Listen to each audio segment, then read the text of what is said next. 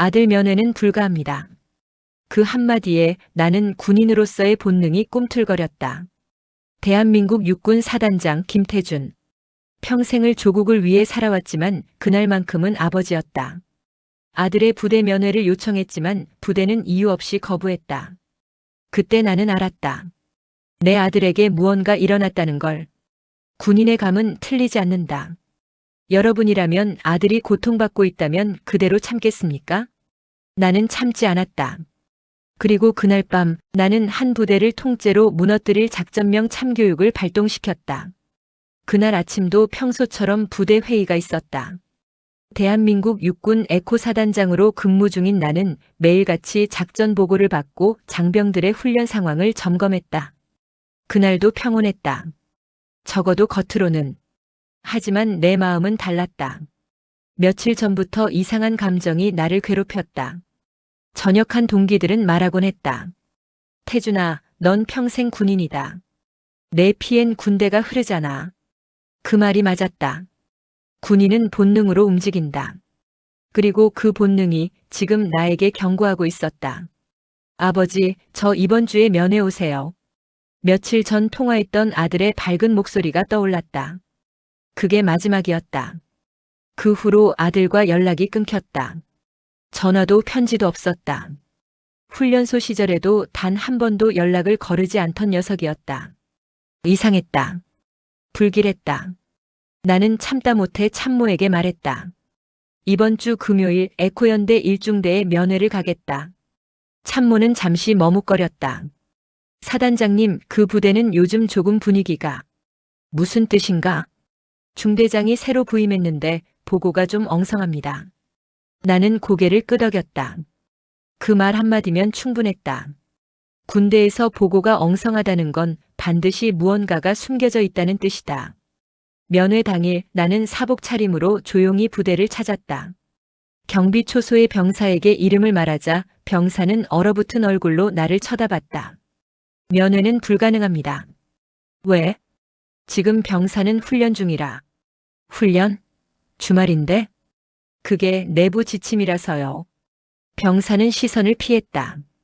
그 순간 내 안의 군인 본능이 발동했다. 그날 저녁 나는 사단으로 복귀하지 않았다. 그 대신 헌병대장을 불렀다. 비공식 조사로 들어간다. 대상은 에코중대. 내 명령이다. 오늘 밤부터 시작하라. 부하들은 숨을 삼켰다.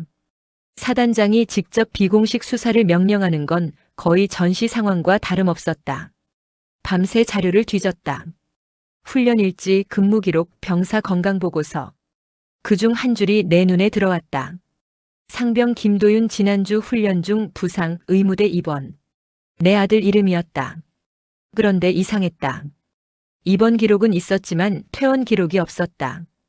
의무대장에게 전화를 걸었다. 김도윤 상병 상태가 어떻나? 김도윤 그 병사는 어제부로 전출되었습니다. 전출? 어디로? 죄송합니다. 그건 보고되지 않았습니다. 그때 알았다. 무언가가 심각하게 잘못됐다는 걸. 박대위, 내일 새벽 헌병 2개 분대 편성해서 나와 함께 간다. 목표는 1중대. 명령하달 전까지 비밀이다. 군인은 전쟁터에서도 표정 하나 변하지 않는다. 하지만 그날 새벽 나는 달랐다. 아버지의 얼굴로 분노로 가득 찬 군인이 되어 있었다. 새벽 3시. 부대 전력이 잠든 시간. 나와 헌병대는 야음을 틈타 에코중대 막사로 향했다. 문 앞에 서 있던 중대장은 갑작스런 방문에 눈이 휘둥그레졌다. 사단장님, 이런 시간에 어쩐 일로? 김도윤 상병은 어디 있나? 그게. 대답하라. 그의 입술이 파르르 떨렸다. 그때였다. 창고 쪽에서 희미한 신음소리가 들렸다. 나는 조용히 걸음을 옮겼다. 창고 문을 열자 그곳엔 피투성이의 아들이 있었다. 손은 묶여 있었고 몸 곳곳엔 멍자국이 가득했다. 도윤아. 그 한마디가 내 입에서 터져 나왔다. 아들은 힘겹게 눈을 떴다. 아버지 왜 이제야? 그 말을 끝내기도 전에 기절했다. 그 순간 내 안에서 무언가가 부서졌다.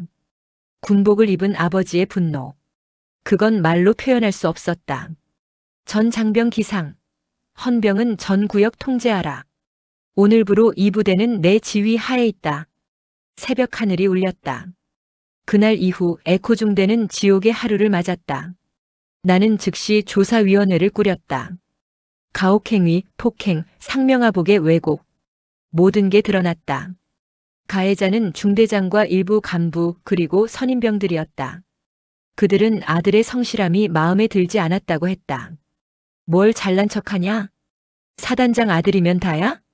그리고 훈련 중 의도적으로 위험한 작전을 시켰다. 결국 부상과 폭행이 반복됐다. 나는 더 이상 군의 명예를 말할 수 없었다. 그날 나는 직접 그들의 전역서를 작성했다. 즉시 보직 해제, 군검찰의 회부. 그들의 얼굴이 새하얗게 질렸다. 군은 국민의 자녀를 지키기 위해 존재한다. 그런데 너희는 한 아버지의 아들을 죽이려 했다. 그 대가를 치르게 될 것이다. 아들은 치료를 받으며 천천히 회복했다. 하지만 마음의 상처는 깊었다. 그가 잠결에 중얼거렸다. 아버지 왜 나만? 그 말에 나는 눈을 감았다. 미안하다 아들아. 이게 내가 지켜온 나라의 현실이었다. 그 사건 이후 나는 사단장직을 내려놓았다. 그날의 작전명은 참교육이었다. 그 어떤 전투보다 치열했고 그 어떤 승리보다 아팠다. 아들은 제대를 앞두고 나에게 물었다. 아버지, 전군인으로 남을 수 있을까요? 나는 잠시 침묵하다가 대답했다. 군인은 계급이 아니라 마음이다. 사람을 지킬 수 있다면 그게 진짜 군인이다. 그날 이후 에코중대 사건은 군 전체를 뒤흔들었다. 군인 인권 교육이 강화되었고 병영 문화 개선의 계기가 되었다. 하지만 나에게 남은 건 한 사람의 아버지로서의 후회였다. 그날 면회를 그냥 넘어갔다면 난 평생 아들을 잃었을 것이다. 이 이야기는 허구이지만 지금 이 순간에도 누군가의 아들이 조용히 눈을 감고 울고 있을지도 모른다. 군인은 명예로 살아가지만 아버지는 사랑으로 싸운다. 진짜 군인의 싸움은 적이 아니라 두려움과의 싸움이다. 그리고 그 싸움에서 진정한 승자는 가족을 지킨 사람이다.